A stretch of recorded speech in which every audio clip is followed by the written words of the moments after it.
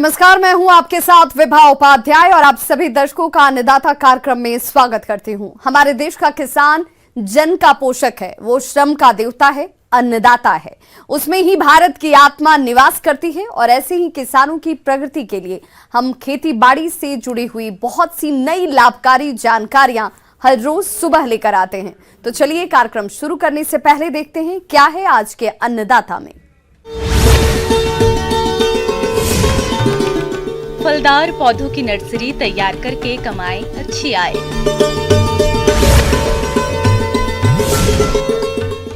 कैसे ले भिंडी की फसल से अधिक उत्पादन।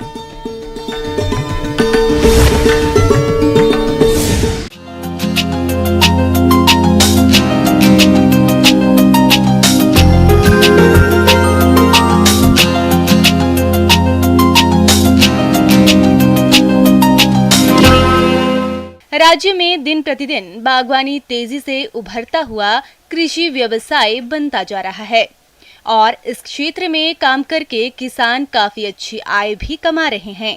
आज हम आपको गांव डोडसर जिला जयपुर के प्रगतिशील किसान रमेश यादव से मिलवाने जा रहे हैं, जो फलदार पौधों की नर्सरी तैयार करके अच्छी आय कमा रहे हैं। तो ये किसान किस प्रकार से फलदार पौधे तैयार कर रहे हैं, तो आइए जानते हैं इनकी सफलता का राज खुद इन्हीं की जुबानी।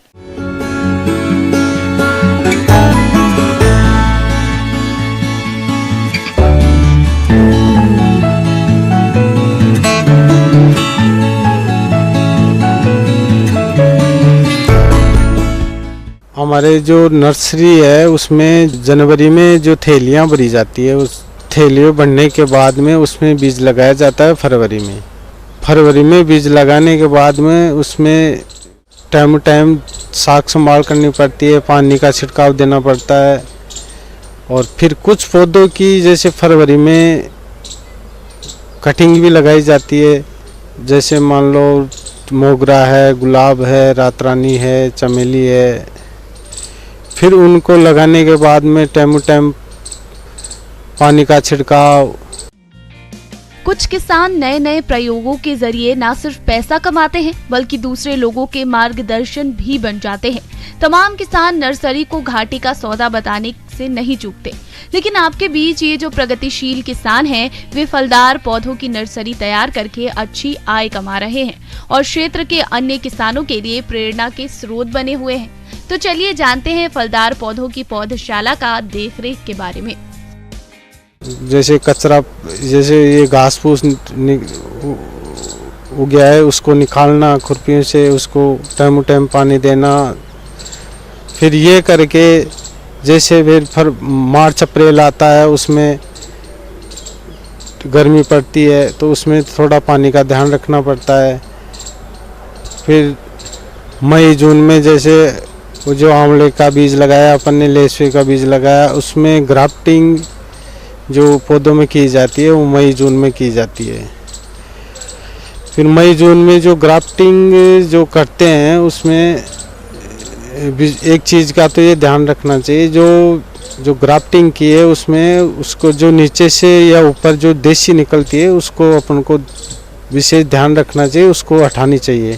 अगर उसको नहीं हटाएंगे तो वो क्या है, जो अपने कलम बांधी है वो फूट के जल जाएगी। फिर वो पौधे तैयार हो गए, फिर कुछ पौधों की जैसे थैलियाँ फिर भरी जाती है। फिर ये जुलाई अगस्त के अंदर उसमें अपन कटिंगा फिर लगा सकते हैं। कटिंगे लगाने के बाद में वही जो पानी का छिड़काव है टाइम वो करना चाहिए। और पानी का छिड़काव करने के बाद में जैसे मान लो दीमक की दवाई है और है, उसमें छिड़काव करना चाहिए।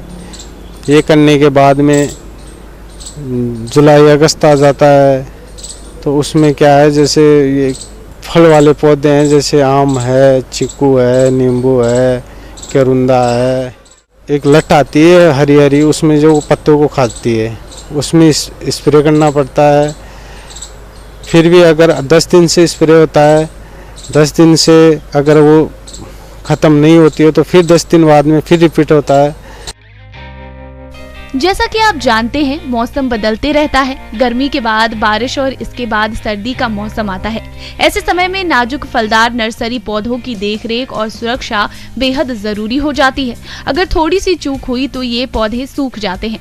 इसलिए मौसम के अनुसार पौधशाला में समय समय पर सिंचाई करना और कीट रोगों से बचाव के पौध सुरक्षा करना, इसके अलावा अधिक वर्षा और पाला से बचाना बहुत जरूरी हो जाता है। तभी आगे चलकर पौधशाला से उन्नत किस्म के स्वस्थ पौधे तैयार होते हैं, जो अच्छी गुणवत्ता के साथ अधिक फलोत्पादन देते हैं। ये किसान भाई कुछ ऐसे नर्सरी पौधे तैयार करके उन्हें बेचकर अच्छा खासा मुनाफा कमा रहे हैं। अक्टूबर नवंबर का जो महीना आता है उसमें अपन जैसे मान लो गोबर की खाद गड़ी हुई हो या मिंगन की खाद हो, जितने पौधे हैं उनमें ये दी जाती है। उससे क्या है, एक तो जो सर्दी आती है ना, जो सर्दी उस पौधे में जैसे खाद अपने डाल दिया, उसमें पौधे में सर्दी बहुत कम लगेगी। और दूसरी बात, जैसे सर्दी का टाइम आ गया तो पानी नमी रहनी चाहिए उस पौधे में, तो उसमें सर्दी जो बर्फ़ पड़ती है वो नुकसान नहीं करेगी। और फिर जैसे मान लो अपन छोटे पौधे हैं तो अपने ये घास आती है, ये कूचा की पानी वो बांधते हैं, तो उसको पौधे से करीबन 1 बिलान परे से बांधना चाहिए। अगर पास में बांध देंगे तो सर्दी जैसे ही उसमें पड़ेगी तो वो क्या सीधी पौधे पे अटैक करेगी, तो पौधा ख़त्म भी हो सकता है। तो जैसे अपन पौधे का सर्दी का बचाव करें तो पौधा से 1 बिलान दूर से चारों मेर दूरी बना के ही बांधना चाहिए। उससे क्या है, एक तो सर्दी से बचाव होगा। दूसरी बात, जैसे अपन ने पानी बांध दी तो उसमें दीमक की भी शिकायत ज़्यादा रहती है, तो उसमें टाइम टाइम दवाई देनी चाहिए। दवाई देने के बाद में जैसे ही सर्दी ख़त्म होती है तो उसको पूरी पानी को हटा के और उसमें थोड़ी दीमक की दवाई डाल के पानी दे देना चाहिए। वो पानी देने से फिर क्या, फरवरी में जो पौधा अपन ने पानी हटाई है वो पौधा ग्रोथ स्टार्ट कर देगा।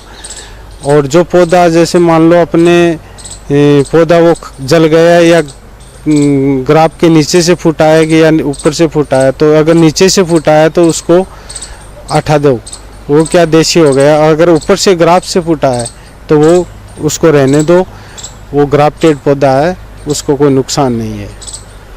किसान भाइयों, अभी तक आपने खेती से जुड़ी हुई कुछ उपयोगी जानकारियां देखी। अब लेते हैं एक छोटा सा ब्रेक, जल्द लौटेंगे और कार्यक्रम में आगे भी है खेती बाड़ी से जुड़ी हुई महत्वपूर्ण जानकारियां, तो बने रहिए हमारे साथ।